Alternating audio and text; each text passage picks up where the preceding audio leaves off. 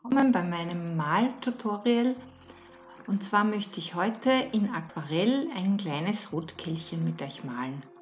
Hierfür befeuchte ich das sehr gute Aquarellpapier 300 Gramm von Hanemühle oder Arce ist auch sehr gut.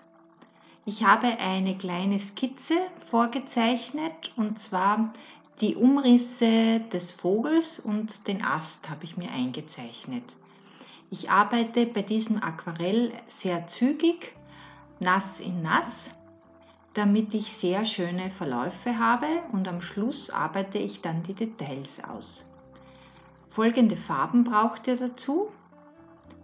Hier seht ihr übrigens noch, dass ich dann die Feuchtigkeit vom Vogel etwas abtupfe, damit es nicht zu sehr verwaschen wird. Jetzt lege ich einen Orangeton mit Quinacridone Goldton, Lasur-Orange und etwas Gelb, ein Hauch von Sienna gebrannt für die Dunkelheiten. So lege ich jetzt die Konturen an. Jetzt spiele ich noch ein bisschen Van Dyck Braun hinein, aber ganz wenig, dass ich nur so einen hellen braunen Ton habe. Und nun komme ich mit dem dunklen Van Dyck Braun sofort in das noch feuchte Papier mit der Farbe, damit ich sehr schöne Verläufe bekomme. Hier auch im unteren Teil die Schatten. Ihr müsst euch dann auch konzentrieren beim Ast, dass ihr den Schnee weiß lässt.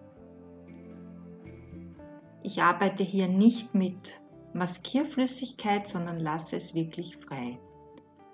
Ihr seht hier den weißen Streifen zum Vogel und unten den Ast.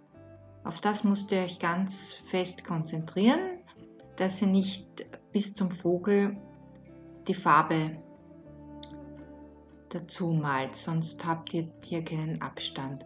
Und jetzt beginne ich gleich ganz zügig mit Ultramarin, etwas Zuelinblau und Kobalt gemischt und lege den Himmel an.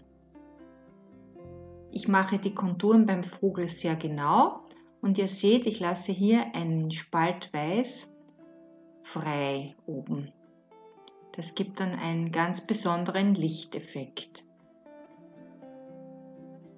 Hier wird sehr zügig gearbeitet. Auch hier lasse ich etwas weiß noch frei, arbeite hier sehr genau und dann wird sofort die Fläche bemalt.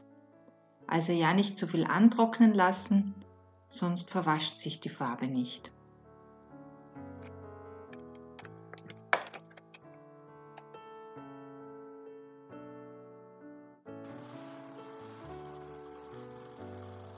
Nun fehlt mir noch der Himmel an der linken unteren Seite. Den verwasche ich mit ganz heller blauer Farbe. Nicht zu dunkel.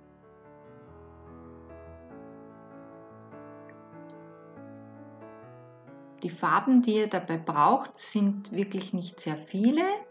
Ihr seht hier jetzt das ein ganz dunkles Van Dyck Braun, kann man auch mit Indigo noch abdunkeln oder das Painscray bläulich, alle Farben von Schminke. Hier arbeite ich auch noch in das feuchte Papier hinein. Auch diese Äste, die ich hier jetzt male, sind noch im feuchten Papier aufzutragen. Ihr müsst nur achten, dass es nicht zu feucht wird, sonst verrinnt es etwas zu viel. Dann ganz wichtig für das Orange brauche ich das Quinacridone Goldton und einen schönen kräftigeren Orangeton, entweder transparent, das Lasur Orange oder ein Cadmium Orange. Für die Details einen dünnen Pinsel, für die Fläche einen dickeren Pinsel von Da Vinci. Ich verwende hier die Casaneo Serie und hier einen Princeton Detailpinsel, die habe ich auch sehr gerne. Hier ist das Papier schon fast trocken, damit mir die Konturen nicht zu sehr verrinnen. Aber trotzdem ist es oft anzuraten, ein bisschen noch ins Feuchte hineinzumalen, damit die Konturen nicht zu streng werden. Je nachdem, was man will, wenn man wirklich jetzt ganz exakte Details malen will, dann bitte alles ordentlich trocknen lassen. Wenn man will, dass sich das noch etwas verwäscht mit den anderen Farben, dann in das leicht feuchte Papier hineinmalen.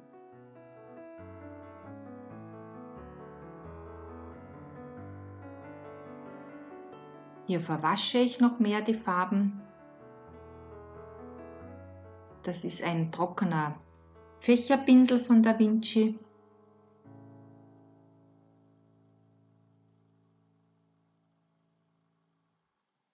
Und eigentlich ist die Zeichnung jetzt schon fast fertig, zumindest die grobe Struktur. Hier folgen jetzt noch wirklich ein paar Details, die man in der schon fast trockenen Farbe jetzt noch ausführen kann.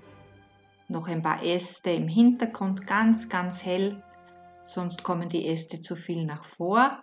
Wir wollen ja den Vogel in Szene setzen und nicht die Äste in den Vordergrund bringen.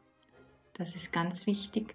Und jetzt nehme ich noch ein paar Schattierungen für die Körperform des Vogels vor, ein paar Schatten, damit der Vogel dreidimensionaler zum Vorschein kommt. Aber auch ganz zart, und jetzt ist die Farbe des Vogels schon trocken. Jetzt kann ich eher Lasuren drüber legen. Lasur heißt immer die Farbe sehr dünn, sehr wenig Farbe mit viel Wasser gemischt, aber nicht unbedingt ganz, ganz nass nehmen, also nicht zu viel von dieser Lasur, sonst wird das ganze Papier feucht. Ja, jetzt bin ich eigentlich schon am Ende. Falls ihr Materialien braucht, wir haben einen Online-Shop, lapelotshop.at, könnt ihr bestellen bei uns, auch anrufen, wir beraten gerne telefonisch für dieses Video. Ich wünsche viel Spaß beim Nachmalen. Und über ein paar Likes oder nette Kommentare freue ich mich natürlich immer. Bis zum nächsten Mal.